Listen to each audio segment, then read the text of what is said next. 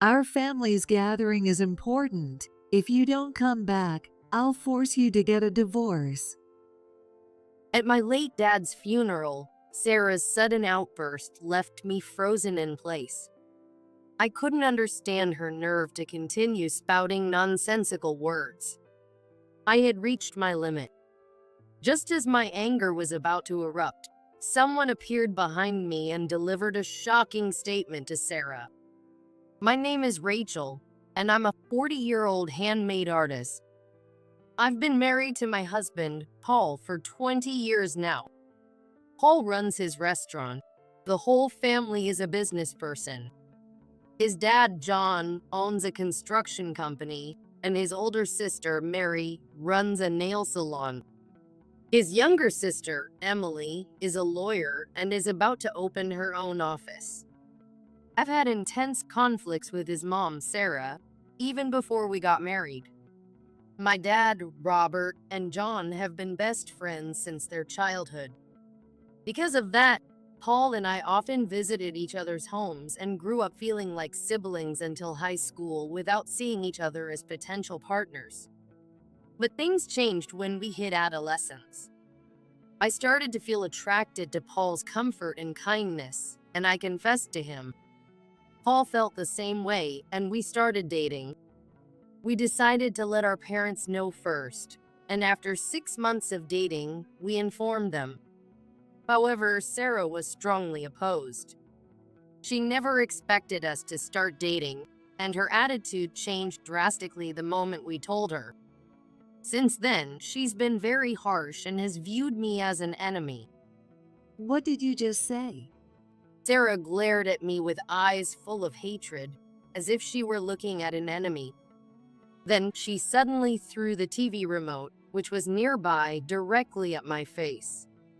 You've got to be kidding me. What are you doing, Mom? I have pretty good reflexes, so I managed to dodge the attack. With my hand on my chest in shock, I looked at Sarah, whose eyes were bloodshot. Paul and John widened their eyes and restrained Sarah, who tried to lash out even more. John desperately tried to calm her down, but Sarah wouldn't listen and kept screaming. I said you've got to be kidding. Dating Rachel. I won't accept it. I won't allow it. Stop saying nonsense. Calm down. Paul couldn't help but shout at Sarah's outrageous behavior. John, standing next to her, also shouted at her, but it seemed she didn't hear him. Sarah glared at me with a terrifying expression and spat out curses. I'm really sorry about how awful Mom was. Lately, it's been getting worse, and even Dad and I can't handle her. Sarah must be really traumatized by Mary and Emily leaving. After that, Sarah disappeared into her room, saying she didn't want to see my face. John and Paul tried to talk to her, but they were turned away. It's pathetic. I'm really sorry. Don't worry about it. Sarah's behavior has a lot to do with Paul's older sister, Mary, and his younger sister, Emily. Sarah has always been prone to hysterics. She has a personality that finds it hard to stay calm, and she would throw tantrums over the smallest things.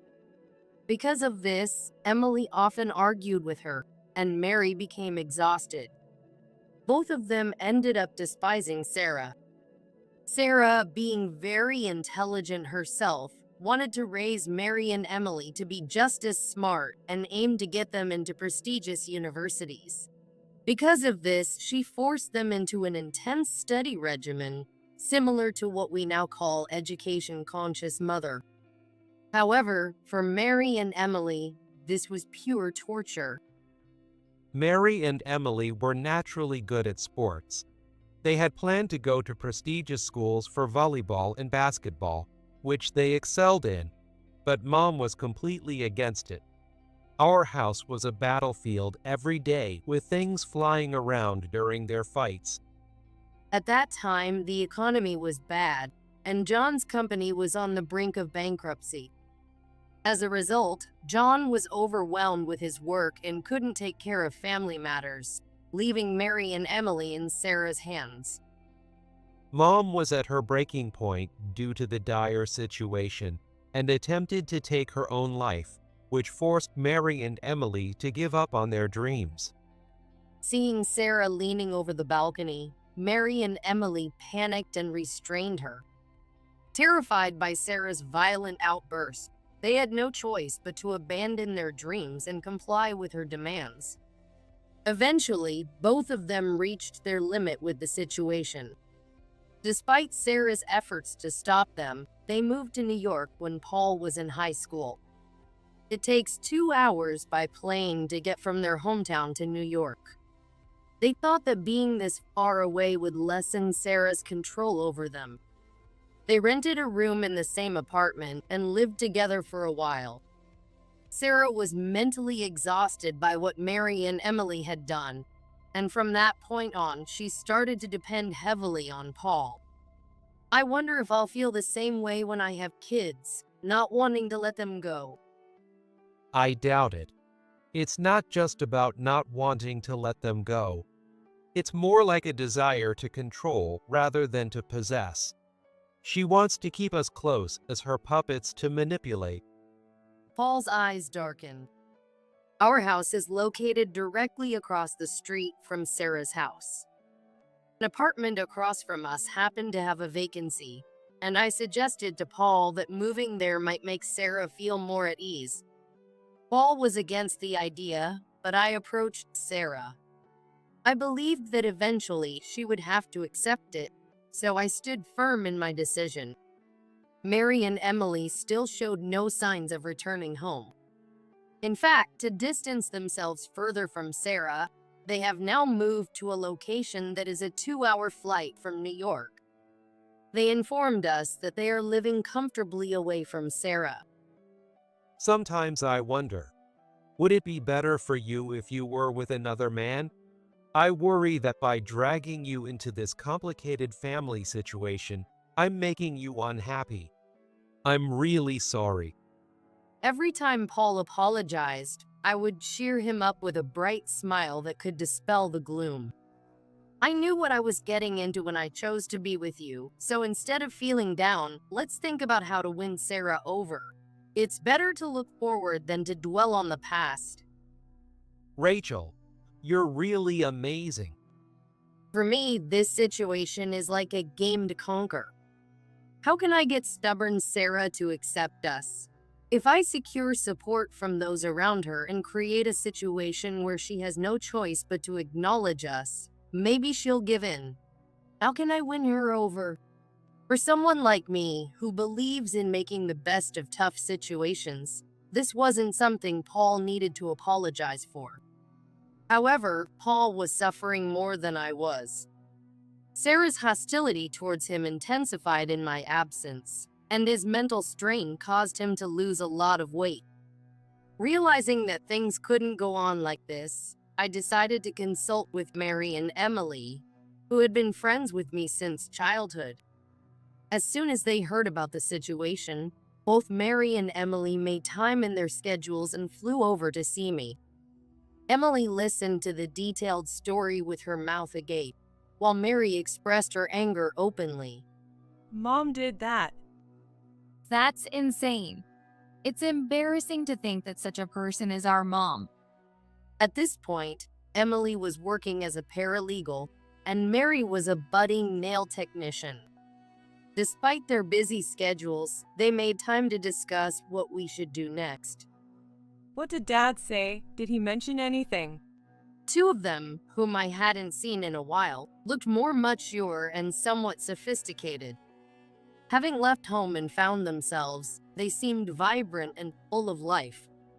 Sarah was so agitated that we sent her back home yesterday. John apologized profusely before leaving, but he didn't say anything specific about Sarah. I can't believe she started treating you like that, too. It's unforgivable. Mom's always had a tendency to overreact. I figured she'd be upset when she heard about your relationship, but I didn't think it would get this bad. I'm going to tell her off and ask her what she's thinking, acting like this at her age. Emily had a much worse relationship with Sarah than Mary did, especially when it came to her career path. The reason was that Sarah was the only one who opposed Emily's dream of becoming a lawyer. Even though Emily tried to fulfill Sarah's wish by graduating from a prestigious university and pursuing a career in law, Sarah kept opposing it, saying Emily would never make it. I snapped when she mocked me, saying, "You're just a money waster." So I ran away and sought refuge at Mary's place. When I asked Emily why she had run away back then, she told the story casually. Emily has always had an optimistic outlook, while Mary likes to plan things meticulously and act accordingly. It's probably because they are so different that they enjoy being together. I was relieved to see that Mary and Emily were still getting along well after moving to New York. I expressed my gratitude to Emily for her offer. "Thank you. I appreciate it, but I'll try talking to Sarah myself again. These things need to be faced directly. We're going to be family and support each other, so I can't run away." Rachel, you're amazing. You make me feel inadequate.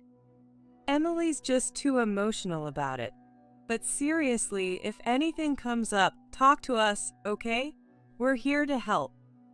After expressing my gratitude for their concern, I told them I would try talking to Sarah again the next day.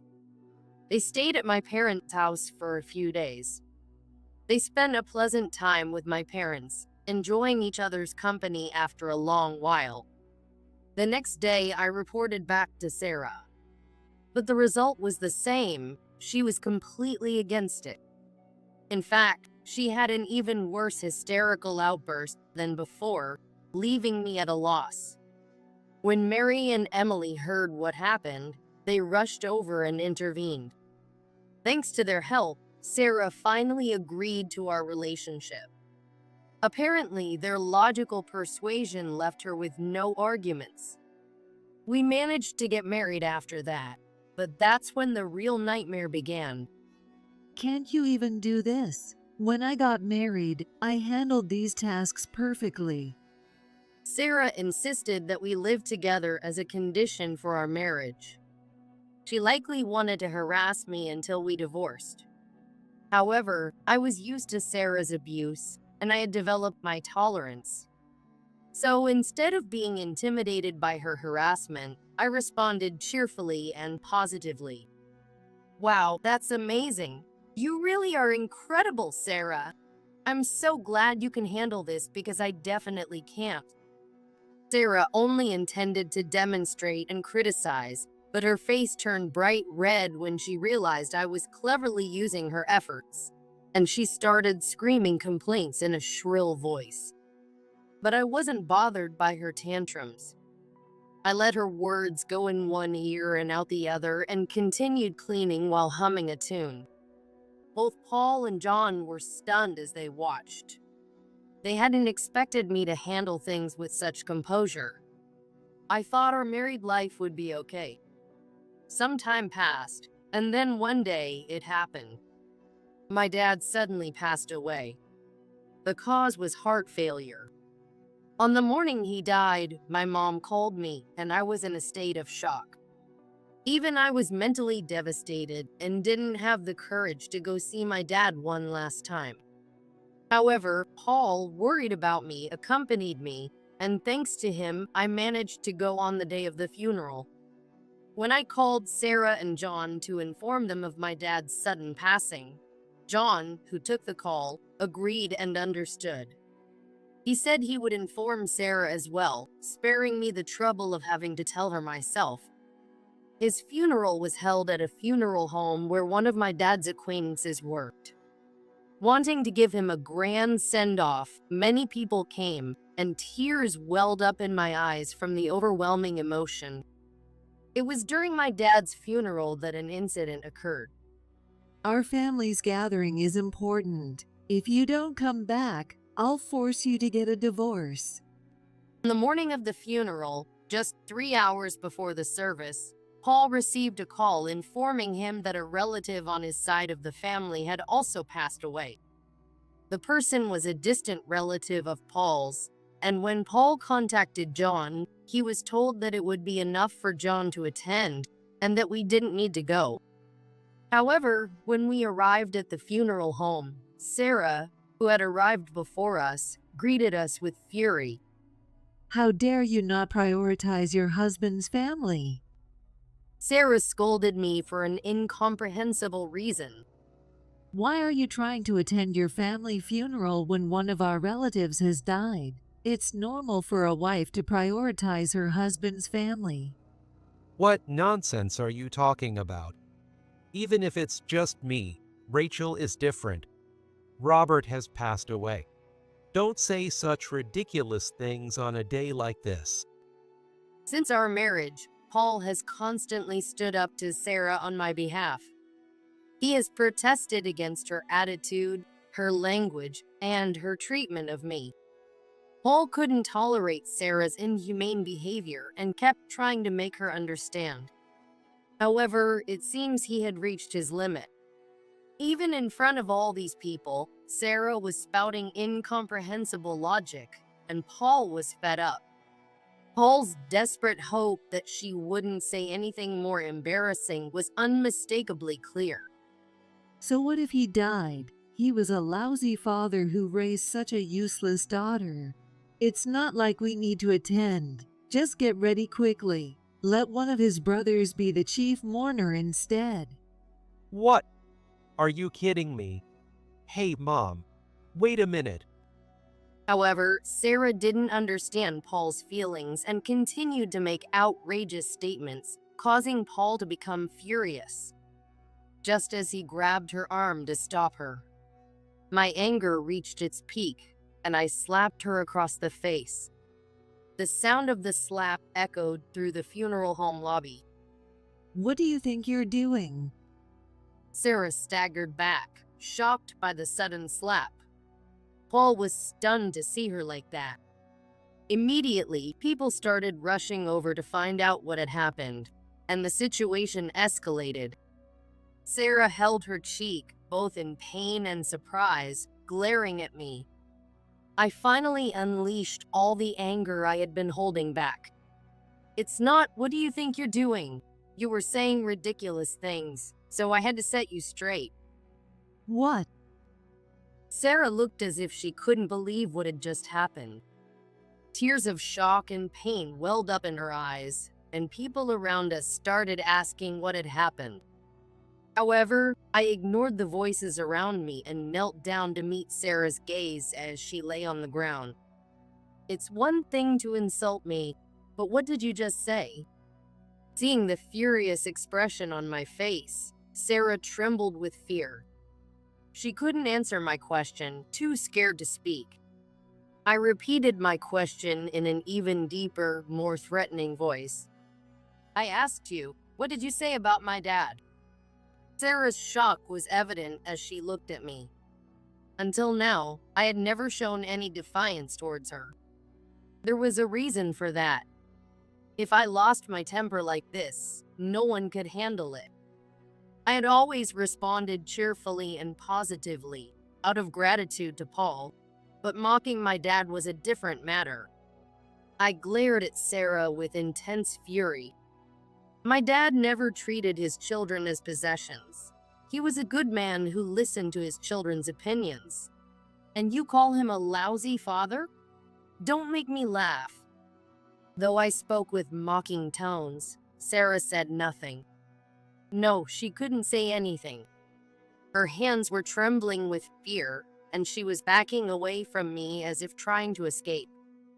If my dad is a lousy dad, then what are you? A toxic parent. What? Who are you calling toxic parent? Don't be so rude. In high school, I clashed with my dad once during my rebellious phase. I was on the tennis team and was undefeated in middle school, with no rivals in sight. However, when I became a sophomore, a freshman who had national experience joined our team.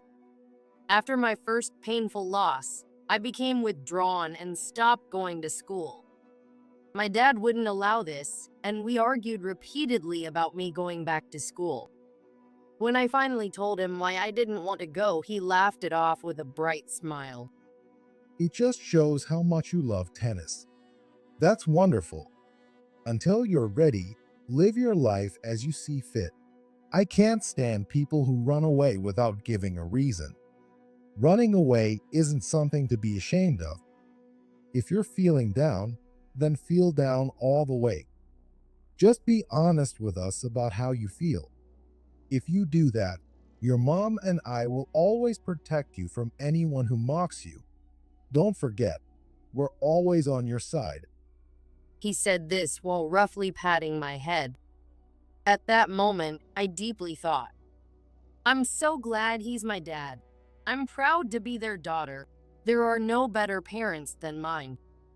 Since then, I've respected my dad.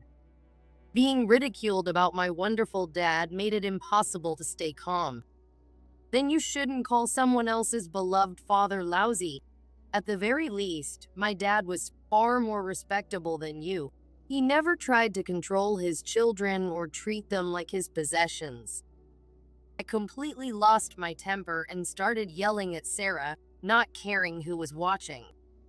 Hearing the commotion, the venue staff rushed over. Other relatives also gathered, asking what was going on. Sarah, holding her cheek, began to scream that she was the victim. How barbaric, slapping someone suddenly and yelling at them in public. You're the worst. What kind of upbringing did you have? Some of the relatives, who didn't know the full story, took Sarah's words at face value and started whispering among themselves.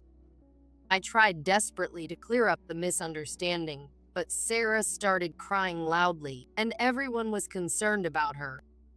She had completely outmaneuvered me. Through her hair, she gave me a sly look, mocking me. If this continues, Sarah will get exactly what she wants, and I'll be seen as the bad guy. Paul tried to explain the situation, but everyone was too focused on the sobbing Sarah to listen properly. Just 3 hours earlier, I never would have imagined we'd be in this mess. Who could have thought that 3 hours later, we'd be in this kind of chaos? As I was wondering what to do, it happened. If anyone needs to answer about their upbringing, it's you, making a spectacle of yourself like this. To my surprise, John, who was supposed to be with the other relatives, suddenly appeared. Neither Paul nor I expected John to come, so we were both surprised. But no one was more shocked than Sarah. Her eyes widened in surprise. I just came to check things out and then planned to come back on the day of the funeral. Then I got a call from Mary saying you were causing a scene at the venue, so I rushed back. Behind John, Mary and Emily were smiling broadly at me. Mary and Emily were also familiar with my dad. I later learned that Mary and Emily, who had been fed up with Sarah since they were young, often visited our house and stayed over long before I could even remember. Whenever we said we didn't want to go home, Robert always let us stay over. Dad felt safe knowing we were at Robert's place and gave us permission to stay. He was like a second dad to us, teaching us volleyball and basketball. They would say this with a smile and often shared fond memories of my dad with me. This was my dad's funeral.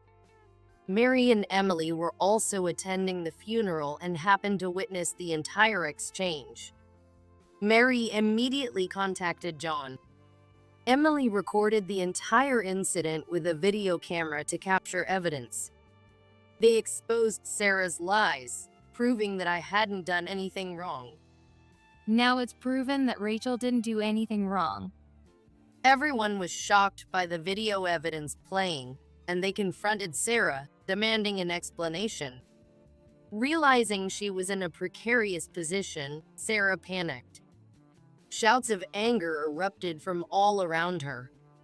If you're going to insult Robert, we won't stand for it. Do you know how many people he helped? Disrespecting the deceased is unforgivable. If you're going to talk like that, leave. It's disgusting to have someone like you here. The crowd's anger quickly turned towards Sarah. Faced with the onslaught of insults, Sarah's anger also reached its peak. Ignoring John's presence, she began yelling back at the attendees. What? Like mother, like daughter, right? How can you talk to people like that? Paul, you should cut ties with this woman right away. If you divorce her now, you can still come home. You're right. I should get a divorce from this terrible woman. What? Everyone was stunned by John's unexpected agreement with Sarah's outburst, and they all turned their surprised gazes towards him. That's right. You finally understand how I feel. Divorcing this woman is the best thing for Paul. Thinking John was on her side, Sarah rushed over to him, clinging to his arm with shining eyes. Seeing Sarah and John like that, I felt despair. Divorce. John, why? I've been betrayed by John too. Then, John thrust a piece of paper towards Sarah. It's disgraceful to have someone like you in my family. I don't want to be known as the husband of someone so shameful. Sign this now. We're done today. It was a completed divorce form, already signed by John. John. John, why? Realizing that John hadn't betrayed us and was actually on our side, both Paul and I brightened up immediately. In contrast, Sarah was stunned by the sudden turn of events, struggling to comprehend what was happening. I overlooked things because Rachel was managing to deal with you. Honestly, I planned to kick you out of the house much earlier. What are you talking about? John had known about Sarah's mistreatment of me since shortly after our marriage. To John, I was like his own daughter.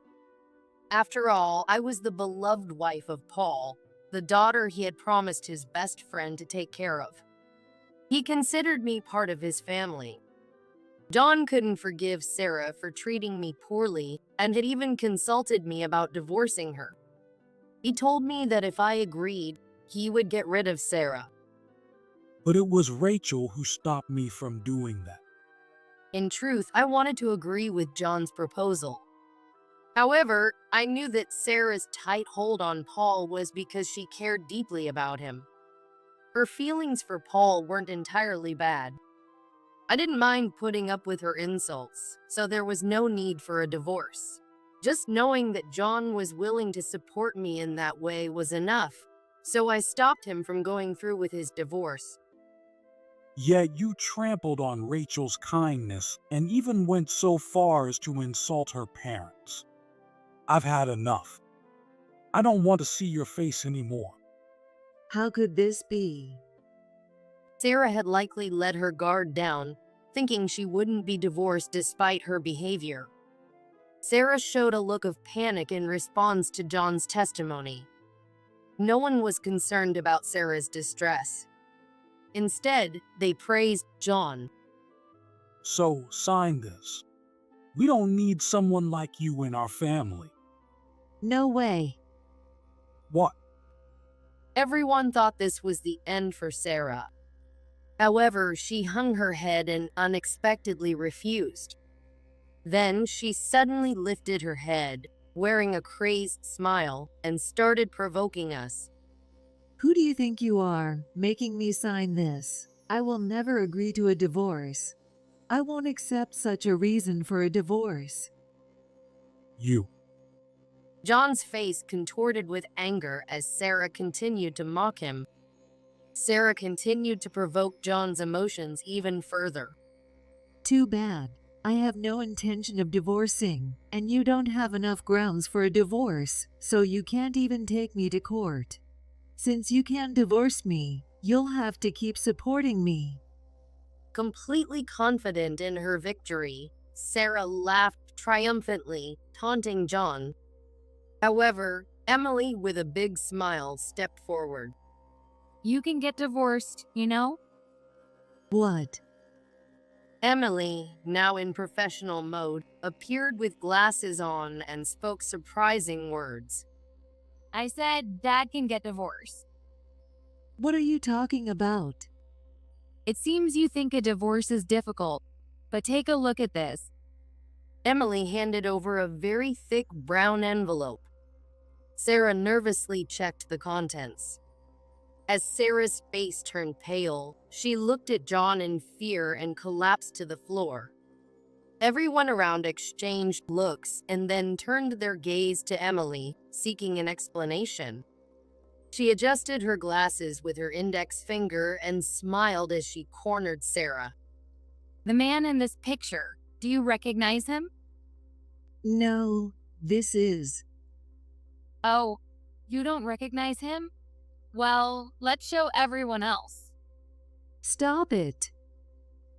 Emily snatched the documents from Sarah, raising them high for all to see. Sarah reached out to grab it, but Emily, standing at an impressive 5 feet 7 inches, was too tall for her. On the other hand, Sarah was very short at only 4 feet 9 inches. As a result, Sarah couldn't even reach Emily's wrist, her hands swiping through the air futilely. As everyone watched the two of them, their eyes fell on the documents. Seeing the person pictured, gasps of surprise echoed around the room. Hey, is that? The person in the picture is. The man in the picture was none other than Robert's brother, Matthew, my uncle. As soon as everyone recognized him, all eyes turned towards Matthew. His face drained of color, and he looked panicked, realizing the situation he was in. Matthew despised my dad. My dad was an exceptional person, while Matthew felt he never received any recognition. Emily had found out that Matthew often complained that everything would be better if my dad wasn't around. It was Sarah who approached Matthew. Sarah couldn't stand how close John and my dad were. She wanted to be number one in John's life so badly that she became jealous of his friend and let it fester. Matthew, aware of this, became intrigued by Sarah. The two eventually developed an affair. Getting involved with your husband's best friend's brother? You're quite the shameless woman. Just hearing about it makes me sick. Even in professional mode, Emily's true feelings were evident. Hearing this, I glared at Sarah, filled with anger and resentment. You lecture me about propriety as a daughter-in-law, yet what is this behavior? How dare you get involved with a relative and talk about propriety? Don't make me laugh. Shut up. It's all your fault. What? I couldn't believe her audacity as she glared back at me. Then, in a fit of rage, Sarah stood up, pointed at me, and began hurling unreasonable accusations. If you hadn't married into this family, I wouldn't have become such a terrible person. None of this would have been exposed, and I could have continued living peacefully. You ruined everything. Enough already. Just as I was about to retaliate against Sarah's unjust accusations, Paul, who had been silent until now, stepped in between us and snapped at Sarah. Rachel has done nothing wrong. In fact, neither my dad, Robert, nor anyone else is at fault. The only ones to blame are you and Matthew. Paul pointed at Matthew, his stern gaze fixed on Sarah. Do you have any idea how much our family has suffered every time you threw one of your hysterical fits? We're all fed up with you. We're overjoyed that Dad finally mentioned a divorce. We've wanted you out of the house for a long time. What? How can you say that to your own mother? Don't start pretending to be a decent mom now. Sarah's face twisted with anger as she listened to Paul's heartfelt outburst. Then Mary stepped in, her voice filled with rage. I never once felt like you raised us properly. You have no idea how much we, your children, have suffered because of you. Mary, usually calm and collected, spoke with uncharacteristic fury. It was Dad and Robert who taught us about life's hardships and joys, not you. We have no memories of being genuinely loved by you. And now you want to act like a mother? Don't make me laugh. You have no right to insult Robert. If you keep hurting Rachel, I won't forgive you. How dare you? Mary's words, so satisfying to hear, lifted my spirits.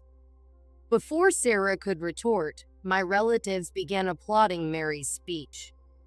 In no time, Sarah found herself isolated. Even Matthew abandoned her and fled the scene.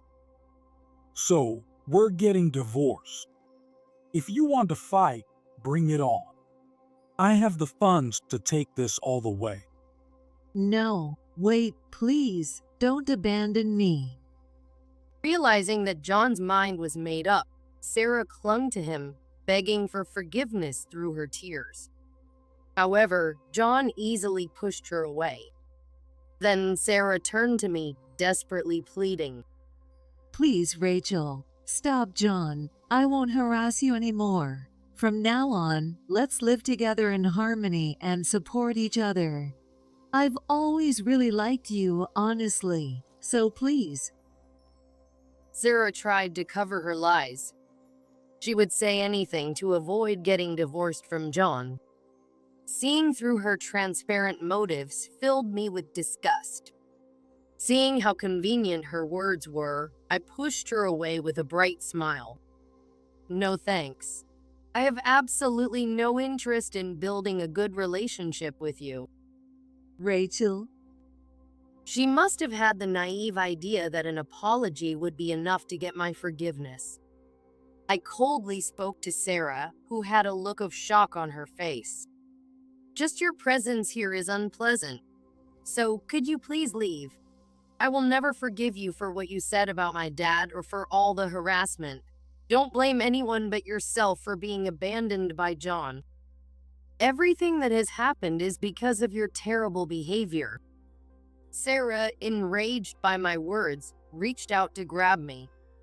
But John and Paul restrained her. John called over a friend, and together they escorted Sarah out of the funeral home. In this way, I finally succeeded in settling my long-standing grievances. After that, Sarah and John divorced. Despite Sarah's staunch refusal to divorce until the very end, the evidence Emily gathered and the revelation of her affair at the funeral sealed the deal, and John successfully finalized the divorce. Taking advantage of John's divorce, Paul reported Sarah to the police. After the divorce, Sarah, having been kicked out of the house, repeatedly came back trying to visit. As a result, a restraining order was issued against her under the anti-stalking law. Sarah also visited Mary and Emily, but they all responded in the same way. Eventually, Sarah faced legal consequences. John also sued Matthew for compensation. Matthew made the pitiful excuse that Sarah had led him astray, but John wasn't having it and demanded financial compensation. Since then, we've enjoyed peaceful days. Paul and I had a child, and Mary and Emily also got married and had children. Isn't it amazing that we all had children in the same year? It's amazing. It's quite the coincidence, isn't it? I'm just glad. Having both of you back here to raise your children is such a blessing. Mary and Emily returned home during their pregnancies and now live here with their families. While I was thrilled to have them back, no one was happier than John. He apologized for the hardships they endured while he was busy with his work. Mary and Emily in unison said, "If you help with your grandchildren, all is forgiven," and smiles finally returned to everyone's faces. It's all thanks to you, Rachel, because you never gave up and stayed with us. As I looked at Paul's happy smile, I savored my own happiness as well.